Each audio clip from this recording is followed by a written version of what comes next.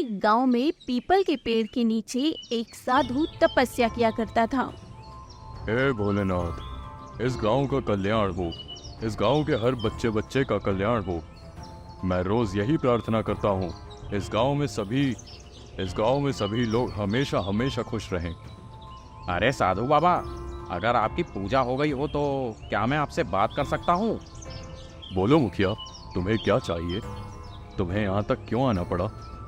बाबा, मेरी पत्नी की तबीयत कुछ ठीक नहीं रहती। अब हर गांव वाले की समस्या का निवारण तो आप ही करते हैं, कुछ औषधि मुझे भी दे दीजिए। हाँ हाँ मुखिया, औषधि लेकर जाओ, चिंता मत करो, ये भोलेनाथ का प्रसाद है। तुम्हारी पत्नी बिल्कुल ठीक हो जाएगी। मेरी एक और दुविधा है बाबा जी। तुम्हारे चेहरे की परेशानी बता रही है कि तुम्हें कोई और बात भी खाए जा रही है। इस साधु से क्या छुपाना, अब बात बता भी दो, तुम्हारे मन में क्या चल रहा है? बाबा जी, मेरी बेटी जवान हो गई है और कोई अच्छा वर मिल नहीं रहा। आप तो हर इंसान को परखने की समझ रखते हैं, क्या मेरी बेटी के लिए कोई अच्छा वर तलाश करने में आप मेरी मदद करेंगे? मैं इस गांव का कल्याण चाहता हूँ। मैं चाहता हूँ कि गांव का हर बच्चा सुखी रहे। तुम्हारी बेटी के लिए भी मैं यही चाहूँगा कि विवाह करके वह जिस घर में जाए वहाँ सुख से रहे। मेरी नज़र में एक बहुत ही अच्छा लड़का है, इस गांव से थोड़ी ही दूर उनका घर है, उसका नाम सुंदर है। सुंदर वही ना जिसके पिता की मृत्यु हो चुकी है? हाँ हाँ मुखिया, उसी सुंदर की बात कर रहा हूँ मैं। यह साधु कहता है कि ये पूरे गांव का भला चाहता है, लेकिन मेरी बेटी के लिए इसने कितना गरीब घर ढूंढा है। इस साधु को तो मैं सबक सिखाकर रहूँगा। भला हमारा और सुंदर के घर वालों का कोई मेल भी है? हम इस गांव के धनी लोग हैं और यह साधु मेरी बेटी का रिश्ता उस गरीब घर से करवाना चाहता है। क्या सोचने में लगे हो मुखिया, क्या कोई दुविधा है? नहीं नहीं बाबा, आपका कहा भला इस गांव में कोई टालता है? जैसा आपको ठीक लगे। तो कल मैं तुम्हारे घर आऊँगा, एक बार सुंदर की माँ से भी बात कर लूँ। आओ तो सही, तुम्हें तो मैं बताता हूँ। साधु अगले दिन रिश्ते की बात आगे बढ़ाता है, सुंदर के घर जाता है और उसके बाद मुखिया के घर लौटता है। ओम नमः शिवाय। क्या घर पर कोई है? साधु बाबा प्रणाम, आइए विराजिए। बेटी, मैं तुम्हारे घर के अंदर नहीं आ सकता, तुम अपने पिता को बाहर बुला लो। मैं किसी के घर के अंदर नहीं जाता। ठीक है पिताजी, बाहर आइए, साधु बाबा आपसे मिलने आए हैं। साधु बाबा प्रणाम, मैं आपका ही इंतजार कर रहा था। बेटी चंद्रमुखी, तुम जाओ, पड़ोस की काकी तुम्हें बुला रही थी। ठीक है पिताजी। मैं तुम्हारी बेटी के रिश्ते के लिए सुंदर के घर गया था। सुंदर की माँ ये बात सुनकर बहुत खुश हुई। तुम्हारी बेटी को वहाँ कोई समस्या नहीं होगी मुखिया। तुम्हें अब तुरंत इस रिश्ते के लिए हाँ कह देनी चाहिए। सुंदर बहुत ही समझदार लड़का है, भले ही अभी वह गरीब है, लेकिन समय के साथ वह गांव का सबसे धनी लड़का बनेगा और तुम्हारी बेटी वहां जाके राज करेगी। मैं भविष्य देख सकता हूँ। बड़ा आया भविष्य देखने वाला। तो तुमने क्या सोचा है? जैसा आप ठीक समझे वैसा ही कर लेंगे। तो अब मैं यहाँ से चलता हूँ। साधु के जाते ही चंद्रमुखी घर वापस लौटती है और मुखिया जोर जोर से रोना चिल्लाना शुरू कर देता है। पिताजी क्या हुआ, आप रो क्यों रहे हैं? बेटी चंद्रमुखी, जो गहने मैंने तुम्हें रखने के लिए दिए थे वो कहाँ हैं? मैंने तुम्हारी संदूक में देखा पर वहाँ पर मुझे कुछ नहीं मिला। मैंने तो संदूक में ही रखा था, मैं देखती हूँ। देखो देखो, तुम भी देखो। पिताजी संदूक में तो है ही नहीं, वो सोने का गहना कहाँ चला गया? मैं तो लुट गया। पाई पाई जोड़ के बड़ी मुश्किल से तुम्हारी शादी के लिए वह गहना बनवाया था मैंने, वह गहना भी चोरी हो गया। लेकिन हमारे घर तो कोई भी नहीं आया है। सुबह जब मैंने देखा था वो गहना यहीं पर था। आया तो एक ही है, वह साधु हमारे घर आकर गया है। लेकिन वो तो किसी के घर में प्रवेश ही नहीं करते, वो ऐसा कैसे कर सकते हैं? क्या पता हमारी पीठ पीछे वह घर के अंदर आ गया हो, तुम तो यहाँ थी भी नहीं। हाँ पिताजी, हो सकता है। उनके अलावा आज हमारे घर पर कोई नहीं आया। मैं अभी सरपंच जी के पास जाता हूँ। रोता हुआ मुखिया सरपंच के घर पहुँचता है। सरपंच जी, मैं लुट गया, मैं बर्बाद हो गया सरपंच जी। अरे अरे, इस तरह रोते चिल्लाते क्यों आ रहे हो मुखिया? सब ठीक तो है ना? गांव का ढोंगी साधु बाबा सुबह मेरे घर आया था और उसने मेरे घर से चोरी की है। मेरी बेटी का सोने का गहना चुरा कर ले गया है। तुम होश में तो हो मुखिया? कैसी बातें कर रहे हो? तुम जानते हो ना, साधु बाबा की पूरा गांव इज्जत करता है। हाँ हाँ, इज्जत तो बस उनकी है, हम तो इस गांव में भिखारी है ना। मैंने एक एक पाई जोड़कर यह गहना बनवाया था। उस साधु के अलावा आज हमारे घर पर कोई नहीं आया। तो तुम क्या चाहते हो? मैं चाहता हूँ कि उस साधु की कुटिया की छानबीन हो। उसने वह गहना वहीं छुपाया होगा। गांव वालों की बात सुनना और उन्हें न्याय दिलाना मेरा कर्तव्य है, फिर चाहे मेरे सामने कोई भी हो। आज ही पूरे गांव वालों को लेकर वहां चलते हैं और उस कुटिया की छानबीन करते हैं। मुखिया और सरपंच पूरे गांव को इकट्ठा करते हैं और पीपल के पेड़ के नीचे पहुंच जाते हैं। अरे मुखिया, सरपंच, सभी गांव वाले आज इधर, क्या हो गया है? कोई आपदा आन पड़ी है क्या? आज इस ढोंगी साधु का भांडा फोड़ ही दो गांव वालों। आज सच सबके सामने आ जाएगा। मुखिया, तुम कैसी बातें कर रहे हो? मैंने क्या किया है? तुम चोर हो, तुमने मेरी बेटी का गहना चुराया है। मैं बाल ब्रह्मचारी तपस्वी साधु, मैं तुम्हारे गहने का क्या करूंगा? मैं तो भिक्षा मांगकर खाता हूँ। तुम्हें कोई गलत फहमी हो गई है। मैंने तुम्हारा गहना नहीं चुराया मुखिया। गांव वालों, कुटिया की तलाशी लो। आज दूध का दूध और पानी का पानी हो ही जाएगा। हाँ, तलाशी करके देख लो। मैं निर्दोष हूँ, मुझे कोई डर नहीं है। गांव वाले कुटिया की तलाशी लेते हैं और उन्हें मिट्टी के एक बर्तन में गहना मिल जाता है। देखो देखो देखो, ढोंगी चोर साधु, न जाने इतने सालों से इसने हमारे गांव को कितना लूटा होगा। सबकी नजरों में अच्छा बन के फिरता है। यह एक नंबर का ढोंगी है, ढोंगी। साधु बाबा, आपसे ये उम्मीद बिल्कुल नहीं थी। आप सब मेरी बात तो सुनिए। मैंने कोई चोरी नहीं की है। मुझे नहीं पता ये गहना मेरी कुटिया में कैसे आया। बेटी चंद्रमुखी, तुम तो बताओ। मैं तो तुम्हारे घर के अंदर भी नहीं आया। मेरे सामने साधु बाबा घर के अंदर गए ही नहीं थे, लेकिन उसके बाद मैं वहां से चली गई थी। फिर क्या हुआ मैं नहीं जानती। भोले बाबा, ये कैसी परीक्षा है? आप लोग मेरा यकीन करिए, मैंने कोई चोरी नहीं की है। गांव वालों, इस ढोंगी को आज सबक सिखाओ। इसकी कुटिया जला दो। ये अपने आप इस गांव से चला जाएगा, नहीं तो हम इसे धक्के मारकर निकाल देंगे।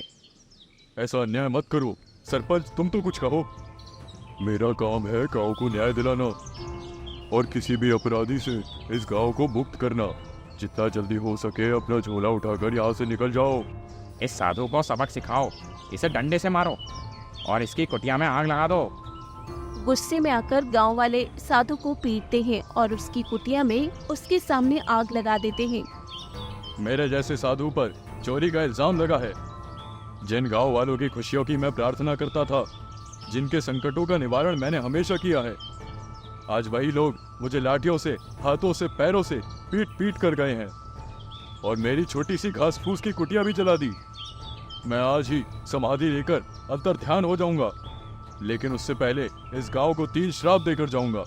तुम सबको तुम्हारी गलती का एहसास होना बहुत जरूरी है। सुनो गांव वालों, हर साल एक मासूम बच्चा इस गांव में बेवजह मारा जाएगा। दूसरा श्राप, हर अमावस्या को गांव के एक घर में आग लगेगी। तीसरा श्राप, कोई भी शादीशुदा जोड़ा इस गांव में कभी खुश नहीं रह पाएगा। है, बड़ा आया श्राप देने वाला। इसकी बातों पर विश्वास मत करो गांव वालों, ऐसा कुछ नहीं होने वाला। चलो अपने अपने घर चलो। ये 3 श्राप देकर साधु अंतर ध्यान हो जाता है और उसी दिन से गांव को ग्रहण लग जाता है। हर साल कोई मरता है, किसी का घर जलता है और कोई भी शादीशुदा जोड़ा गांव में खुश नहीं रह पाता। समय बीतता जाता है। माँ, जब से मैं पैदा हुआ हूँ तब से इस गांव में मैंने उदासी ही देखी है। गांव वाले हमेशा लड़ते ही रहते हैं। किसी के घर में कोई सुख शांति है ही नहीं। हाँ बेटा, अब क्या करे। इस गांव को ऐसा ग्रहण लगा है जो तोड़े नहीं टूटता। माँ, किस ग्रहण की बात कर रही हो आप? बेटा, कई साल पहले जब तुम बहुत छोटे थे, इस गांव में एक साधु बाबा रहा करते थे। वह कहाँ रहते थे माँ? गांव के पास वो पीपल का पेड़ है ना, उसी के नीचे उनकी कुटिया थी। अरे वह भूतिया पेड़, वहाँ तो कोई नहीं जाता। मेरे सारे दोस्त कहते हैं कि उस पेड़ के पास भूत रहता है। हाँ बेटा, सभी गांव वाले भी यही कहते हैं। लेकिन एक वक्त में वहाँ पर एक साधु रहा करते थे, पर वो ढोंगी बाबा थे। उन्होंने गांव के मुखिया जी के घर चोरी की थी, जिसके बाद गांव वालों ने उन्हें यहाँ से निकालने के लिए खूब मारा पीटा। उनकी कुटिया भी जला दी और उन्होंने गांव को 3 श्राप दिए थे। उन्हीं श्रापों की वजह से गांव में ये सब कुछ हो रहा है। लेकिन सब लोग ऐसा नहीं मानते। कुछ लोगों का कहना है कि ये सब श्राप की वजह से नहीं हो रहा, लेकिन बेटा अंदर से सभी डरे रहते हैं। अगर वो ढोंगी बाबा थे तो उनका श्राप गांव वालों को कैसे लग सकता है? भगवान तो हमेशा बुरे लोगों का बुरा करते हैं, अच्छे लोगों के साथ तो अच्छा ही करते हैं ना। क्या पता बेटा, सही और गलत का पता तो बस भगवान को ही है। अब वो साधु बाबा सचमुच में चोर थे या फिर नहीं, ये तो भगवान ही जाने। लेकिन उनके श्राप के बाद इस गांव में कभी किसी के घर में खुशहाली नहीं आई। लेकिन फिर भी गांव वालों की आंखें नहीं खुली। उन्होंने इन सब चीज़ों पर कुछ ध्यान ही नहीं दिया। गांव के लोग अभी भी इस बात को मानने के लिए तैयार ही नहीं है। तो आप कहना चाहती हैं कि हर साल जो छोटे बच्चे मर जाते हैं वह श्राप की वजह से है, और घरों में आग लगना, लड़ाइयाँ होना, वह सब उसकी वजह से ही हो रहा है? हाँ बेटा, अब लगता तो ऐसा ही है। बार बार एक ही चीज़ होती है तो शक तो होता है। और कल अमावस्या की रात है, तुम देखना किसी न किसी के घर में आग लगने ही वाली है। मैं नहीं मानता। अच्छा ठीक है, मत मानो, पर अब तुम आराम करो, रात बहुत हो गई है। अमावस्या की रात आ जाती है। बेटा शिवम, हमारे घर में दूध खत्म हो गया है, जाओ जरा शंकरी काकी के घर से दूध ले आओ। ठीक है माँ, मैं अभी जाकर लाता हूँ। शिवम के जाते ही घर में आग लग जाती है और शांति आग में झुलसकर मर जाती है। शिवम वापस लौटता है। हे भगवान, हे भगवान, माँ तुम कहाँ हो? हमारे घर में आग लग गई है। माँ तुम कहाँ हो? गाँव वालों जल्दी आओ यहाँ। हे भगवान, ये आग कैसे लग गई? और शांति कहाँ है? माँ घर के अंदर है। गांव वालों जल्दी दौड़ कर आओ, इस आग को बुझाओ। गांव वाले आग बुझाकर शांति की जली हुई लाश बाहर लेकर आते हैं। बेटा शिवम, हिम्मत रखो, पूरा गांव तुम्हारे साथ है। अब बेटा अंतिम संस्कार तो करना ही होगा। मेरी माँ ऐसे कैसे मुझे छोड़कर जा सकती है? मेरा इस दुनिया में मेरी माँ के अलावा और कोई नहीं है। अब मैं अकेला क्या करूँगा? हिम्मत रखो बेटा, हिम्मत रखो। यह तो इस जगत की रीत है, जो पैदा होता है उसे एक न एक दिन जाना ही पड़ता है, चाहे वह कोई भी हो। बस तुम्हारी माँ का वक्त जल्दी आ गया। अब तुम हिम्मत रखो बेटा। हाँ बेटा, मैं हूँ तुम्हारे साथ, तुम हिम्मत मत हारो। तुम तो शांति के साहसी बेटे हो। सभी गांव वालों मिलकर अंतिम संस्कार की तैयारी करो। शांति का अंतिम संस्कार हो जाता है। सब घर लौटते हैं। काकी, मुझे आपसे बात करनी है।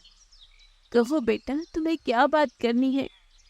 काकी, मुझे सच सच बताओ, इस गांव का क्या इतिहास है? क्या यहाँ पर किसी साधु ने कोई श्राप दिए थे? हाँ बेटा, ये बात सच है। माँ ने मुझे बताया था कि अमावस्या के दिन एक न एक घर जलने का श्राप है। जब मेरा घर जला तो अमावस्या की रात ही थी। मुझे लगता है इस श्राप के कारण आज मेरी माँ मुझसे छीन ली गई है। बेटा, गांव में कोई यकीन करने को तैयार नहीं। सबकी बुद्धि भ्रष्ट हो गई है। लेकिन उन श्रापों का सच में असर हो रहा है। मैं उन श्रापों को मिटा कर रहूंगा। अब इस गांव में और किसी की भी मृत्यु नहीं होगी। लेकिन तुम ये सब करोगे कैसे? वो साधु अब जिंदा नहीं है जिसने ये श्राप दिए थे। पर वह पेड़ तो है जहाँ साधु का वास था। मैंने सुना है साधु बाबा ने वही समाधि ली थी। उनके श्राप ने मेरी माँ की जान ली है। इसका जवाब मैं उनसे ही मांगूंगा।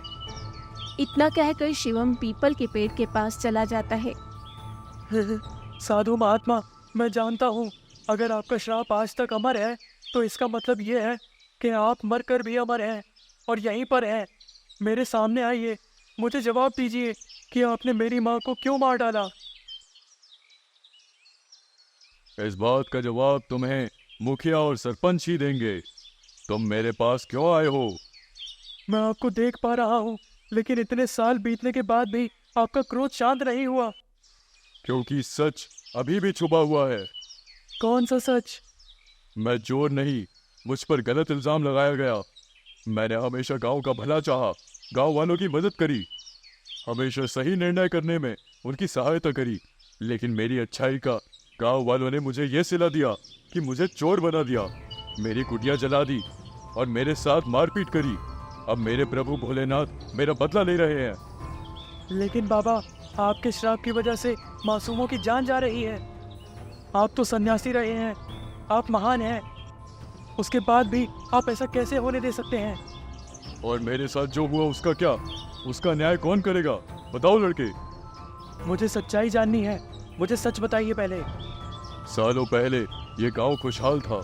गांव वाले अपनी हर छोटी बड़ी समस्या लेकर मेरे पास आते थे।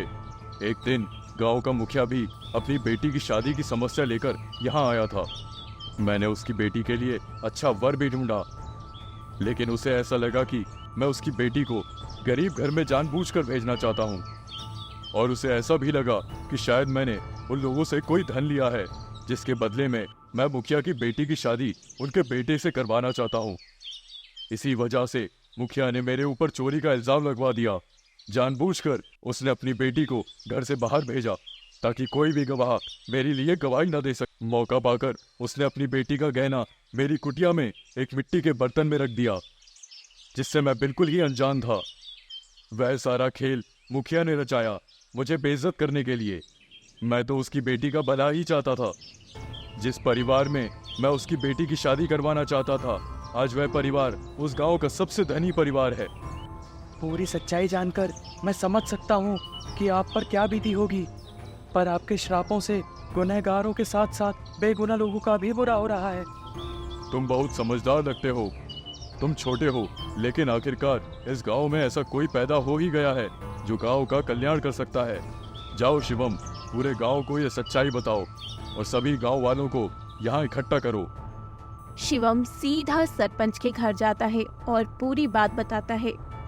सरपंच जी, गांव वालों को अगर अकाल मृत्यु से बचाना है और गांव के कलेश खत्म करने हैं, तो उसका उपाय उस पीपल के पेड़ के पास मिलेगा जहां साधु महात्मा अंतर ध्यान में हो गए थे। अरे, तुम ये सब कैसे जानते हो? वहां चलकर आपको सब पता चल जाएगा। मैंने पूरा सच बाहर निकाला है। सच वह नहीं है जो आपको और गांव वालों को बताया गया है।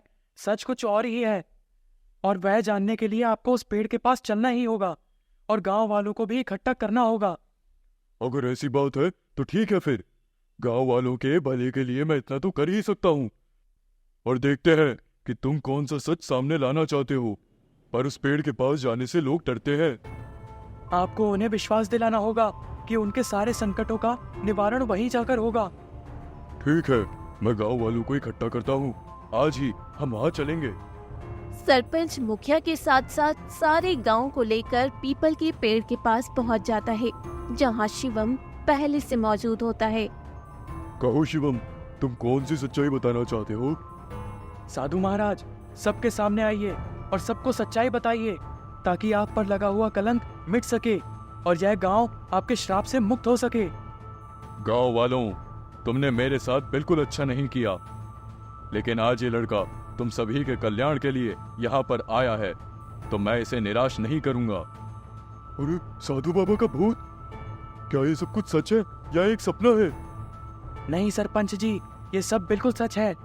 आप सभी लोग साधु महात्मा के भूत को देख सकते हैं। साधु महात्मा जिनके साथ आप लोगों ने बहुत बुरा किया, उसके बाद इन्होंने यहीं पर समाधि ले ली और अंतर ध्यान हो गए, और भूत बनकर भी यह इसी पेड़ के नीचे तपस्या करते हैं। इन्हीं के श्रापों से गांव का इतना बुरा हो रहा है। लेकिन साधु बाबा, आपने चोरी की थी, आपको उसी बात की सजा मिली। तुम सब पूरी बात नहीं जानते। आओ, आज तुम्हें तुम्हारी आंखों से सच दिखाता हूँ। साधु अपनी शक्तियों से मुखिया और गांव वालों को वो दृश्य दिखाता है जहां पर मुखिया ने सारी चाल चली और कैसे वो गहना कुटिया में रख दिया। मुखिया, तुमने इतना बड़ा झूठ बोला और आज तक छुपाए रखा। तुम्हारी वजह से गांव वालों को इतना सब सहना पड़ रहा है।